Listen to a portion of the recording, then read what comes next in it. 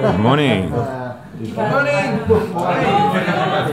good morning. Make me one with everything.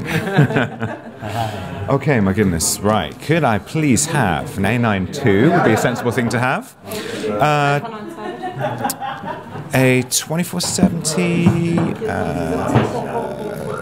7200. 200. Should we brave and have a 4 as well? 400. 400. When the Sony A9 II was announced, many pundits accused it of being little more than an incremental update over the original A9. However, when put through the paces of a professional workflow, it's clear that these updates are far from incremental, they're instrumental. The A9 II uses the same 24.2 megapixel sensor and Bionz X processor as its predecessor, yielding an impressive 20 frames per second continuous shooting with electronic shutter, along with 14-bit RAW output, 4K video up to 30 frames per second, now with real-time IAF, 1080p up to 120 frames per second, 5-axis in-body image stabilization, and a remarkable autofocus system that makes up to 60 autofocus calculations per second. For casual observers, the increased mechanical burst of 10 frames per second, up from 5 on the original A9, might seem like the most notable improvement on the A9 II. But if anything, it's actually the least important thing here. That new mechanical shutter, now rated to over 500,000 shutter actuations, also features a fast response Corliss motor, which delivers ultra-low vibration, and combined with the new chassis dampers, along with refinements to the IBIS algorithm, this results in improved image stabilization of 5.5 stops. The autofocus algorithm is improved too, thanks to some additional development on the Bionz X processor. The AF has been performance-tuned to more reliably track fast, erratically moving subjects, and this is ideal for subjects that make acceleration changes, such as triple jumpers, or quick changes of direction, like footballers shimmying to shake off defenders. So now, Sony A9 II, and we're in my wheelhouse. We're going to do some Muay Thai, some kickboxing.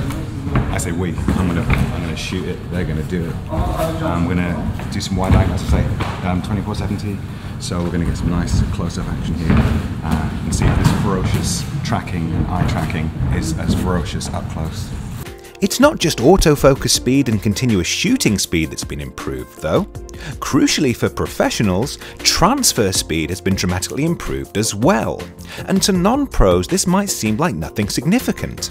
But when agency-level sports shooting is all about who can send the best image fastest, this is key critical for professional workflow. The Ethernet port here is 10 times faster than the one in the A9, now supporting 1000 base T for gigabit transfer. The Wi-Fi is also improved, both in terms of the additional 5 GHz frequency as well as range and reliability, which is perfect for pros who rely on a MiFi unit and no longer have to keep it unreasonably close to the camera. USB now supports 3.2 Gen 1, and you can save up to 20 different FTP settings, which is ideal for freelancers who upload to multiple agencies. Whew. Change of setting now. Done some K1, some Muay Thai. Might be some MMA later. We've been invited to come back when the cage is up. But now, down by the pool. We're going to do some diving, some swimming, and see if we can get some splash to interfere with eye tracking, because that's always something that nobody thinks about. Is the splashes, the droplets of water, will they interfere with the ability to track eyes? So fresh parents is playing, not always a good thing. Thankfully Sony have been very kind and given us all sunscreen, because it's like 30 degrees out here and I'm going to melt, so bang bang. The Sony A9 II has been significantly improved in terms of handling and operability. Size and location revisions mean that key controls are now positioned identically in horizontal and vertical orientation, and the vertical shutter stroke possesses the same tactility, so there's no difference in play when you switch between the two. The grip has been beefed up for better purchase, with more room for pinkies and an increased overhang for middle fingers. touch operation is now 1.5 times faster, and real-time touch tracking can now be engaged while using the viewfinder. Dust and moisture resistance has been improved too, with the battery compartment and the media slot now being double sliding rather than just hinged. And the battery SEPA performance has been improved to 690 shots with the LCD and 500 with the EVF, compared to 650 with the LCD and 480 with the EVF on the previous model.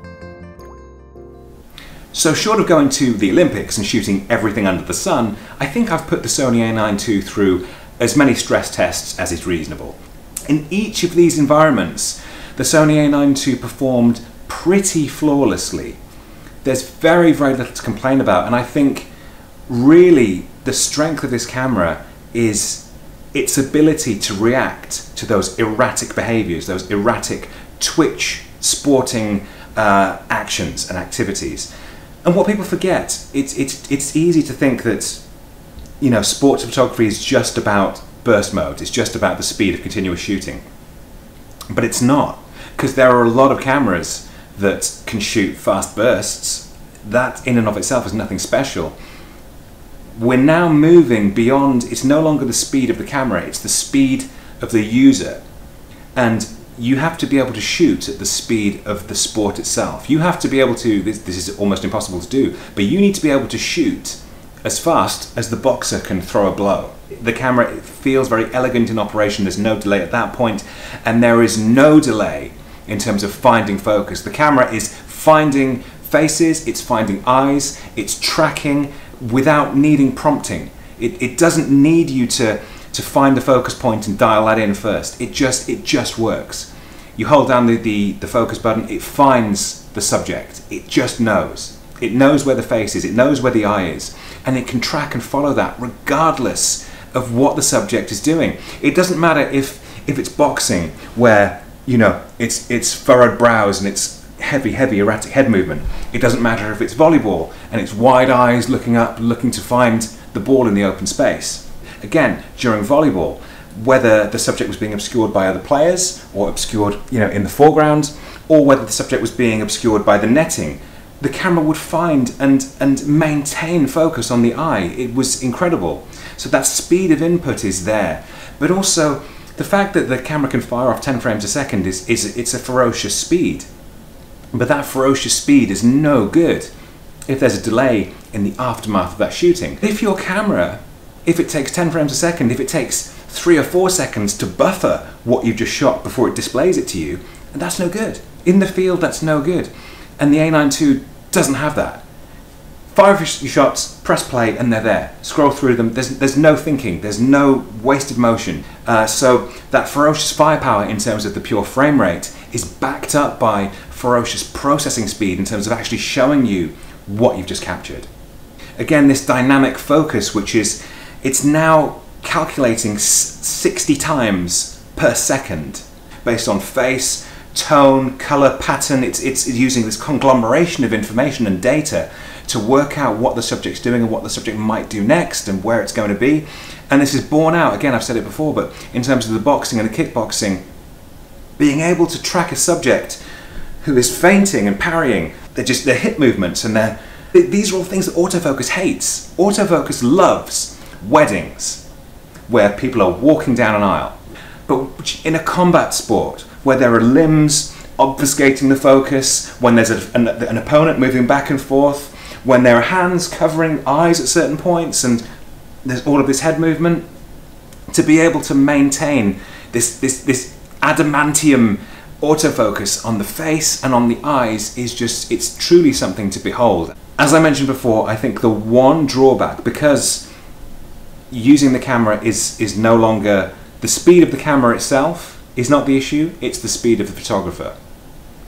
And where I found myself struggling with the A9 II, as I struggle with any camera except for systems like Olympus that has Pro Capture, which starts buffering shots when you half press the shutter. So you half press the shutter, it starts buffering the previous 14 frames. And then when you fully depress the shutter, it keeps the last 14 frames and shoots the burst of however many shots you shoot after that point.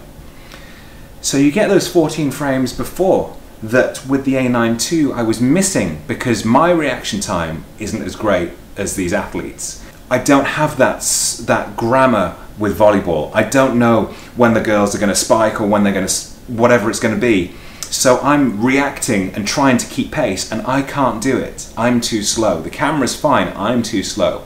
So the camera needs to make up for my inability to shoot at that speed, my inability to react. And the A9 II, and this is a criticism of all sports cameras that aren't the Olympus EM1X, that's where I found the A9 II, and really the only point I found the A9 II lacking was in a function that it just doesn't possess, and that's, you know, that's not a criticism of the Sony necessarily, it's more a feather in the cap of the Olympus EM1X. All in all, Sony A9 II, I was genuinely impressed. It didn't seem, when the camera was announced, to be a massive difference from the original A9. And in a lot of respects, it is evolution, not revolution. But sports photography, like sports, is a game of inches, and those inches are the difference between getting it and missing it. Exactly the same as shooting the boxing earlier. It's a matter of inches. There's inches between a blow that misses the jaw and the blow that presses the off button. And it's a matter of inches between autofocus hitting or not hitting, between the frame rate that gets it or doesn't, between the zero blackout. I mean, there's zero blackout in the viewfinder. For sports, that's enormous, to be able to shoot with no blackout.